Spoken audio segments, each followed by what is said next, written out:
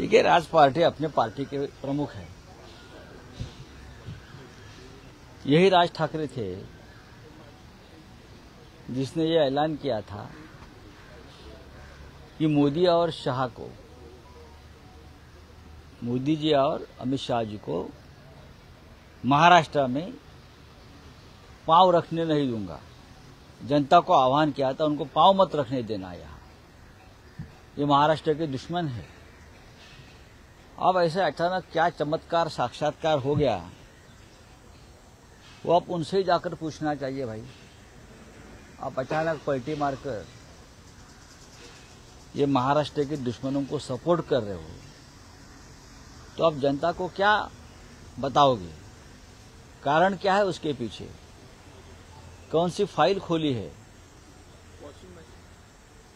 नहीं, washing machine की बात बाद में आ जाएगी धीरे धीरे, लेकिन ऐसी कौन सी फाइल आपको दिखाई गई कि आपने अचानक मुंबई में आकर उनको समर्थन दिया? लेकिन ठीक है, उनकी पार्टी है, अच्छा हुआ कि खुलकर समर्थन दिया। कभी कभी ऐसा होता है कि आप उम्मीदवार खड़े करो, वोट खाओ, ये राजनीति नहीं है। लेकिन जनता महाराष्ट्र की, उन्हें मालूम है सब कुछ, देख लेंगे। मराठीमध्ये सांगाल, ज्या प्रकारे बिनशर्त पाठिंबा नरेंद्र मोदी यांच्या नेतृत्वाला असं म्हणत त्यांनी एक प्रकारे वेगळी भूमिका घेतली आणि कार्यकर्त्यांना सांगतात की आता विधानसभेची तयारी करा। असं आहे की हा त्यांचा पक्षाचा निर्णय आहे। महाराष्ट्राची गेल्या काही दिवसापासून जी लूट सुरू आहे, महाराष्ट्राचे अत्यंत घाणेरडं राजकारण सुरू आहे खोक्याचं, त्याचे सूत्रधार नरेंद्र मोदी आणि अमित शाह आहे। महाराष्ट्रातून उद्योग पळवला जातोय, मुंबई तोडण्याचा प्रयत्न होतोय, सगळ्यांना माहिती आहे, मुंबई विकलांग करण्याचा प्रयत्न होतो आहे। अशा वेळेला महाराष्ट्राच्या स्वाभिमानासाठी निर्माण झालेला एक पक्ष, बरं का, महाराष्ट्राच्या दुश्मनांना पाठिंबा देत असेल तर लोकांच्या मनात काही शंका उत्पन्न होतात। त्याची उत्तर त्यांनीच द्यायची की असं काय घडलं की तुम्हाला अचानक या महाराष्ट्राच्या शत्रूंना पाठिंबा द्यावा असा वाटला। याबाबत लोक त्यांना प्रश्न विचारतील। म्हणजे तुमचा जो पक्ष आहे त्याचा नवनिर्माण पक्ष का झाला? नवनिर्माण पक्ष होण्याची अचानक का गरज पडली, हे त्यांनी सांगावं। त्यांच्या पक्षानं कोणती भूमिका घ्यावी हा त्यांचा निर्णय आहे सर्वस्वी। आम्ही महाराष्ट्राच्या अस्मितेसाठी, स्वाभिमानासाठी आम्ही लढतो आहोत। मग नरेंद्र मोदी असतील समोर किंवा अमित शाह असतील, आम्ही शरणागती पत्करणार नाही। तुमचं नाव घेता, म्हणजे त्यांनी सांगितले की संजय राऊत आणि उद्धव ठाकरे जरी बोलत असतील तर त्यांनी सुद्धा स्वार्थासाठी भाजपसोबत राहिले। आम्ही कधीही स्वार्थासाठी भाजप बरोबर राहिलो नाही। एक, हिंदू हृदय सम्राट शिवसेना प्रमुख बाळासाहेब ठाकरे, अटल बिहारी वाजपेयी, अडवाणी,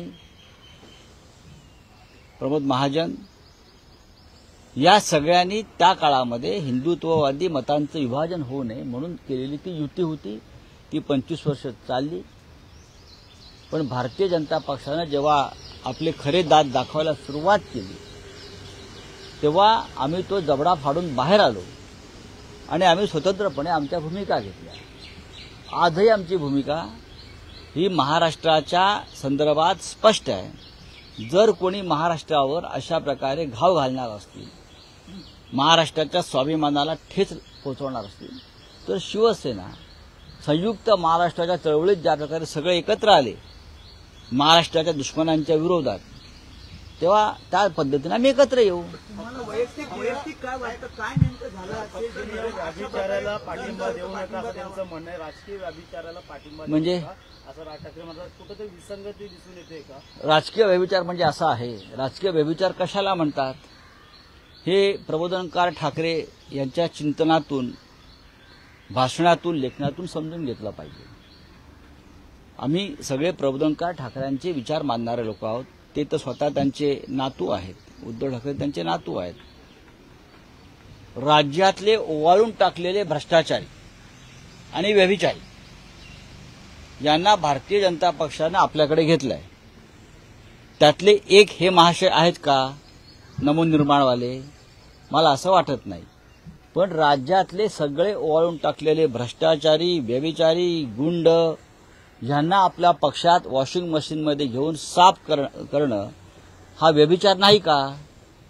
मग त्याच व्यभिचारी व्यासपीठावरती आपणही पाय ठेवला असेल तर आपल्याला लोकांना उत्तर द्यावं लागेल असं माझं म्हणणं आहे. हा त्यांचा निर्णय आहे, त्याच्यावर त्यांनीच बोललं पाहिजे. काय घडलं असेल बिनशर्त पाठिंबा हा, देण्यात एकही आता असं आहे न घेता म्हणजे आता असं आहे की अजित पवार, हसन मुश्रीफ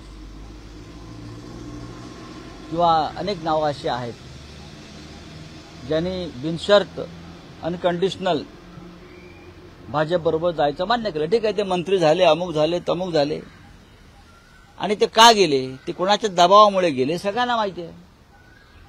ते कोणाच्या दबावाखाली गेले, कोणत्या एजन्सीच्या दबावाखाली गेले. तर मला असं वाटत नाही की यांचं तसं झालं असेल. पण जे गेले भाजपबरोबर ते फक्त शरणागती यासाठी त्यांनी पत्करली, गुडघे यासाठी टेकले की त्यांच्या अनेक फायली उघडल्या गेल्या, त्यांना धमक्या दिल्या गेल्या. आणि म्हणून मला असं वाटतं की व्यभिचार जो आहे हा भारतीय जनता पक्षाचा जगजाहीर आहे. आणि अशा व्यभिचारी पार्टीबरोबर जर कोणी संबंध ठेवत असेल तर तो त्यांचा प्रश्न आहे, तो आमचा प्रश्न नाही. आम्ही त्यापासून दूर आहोत.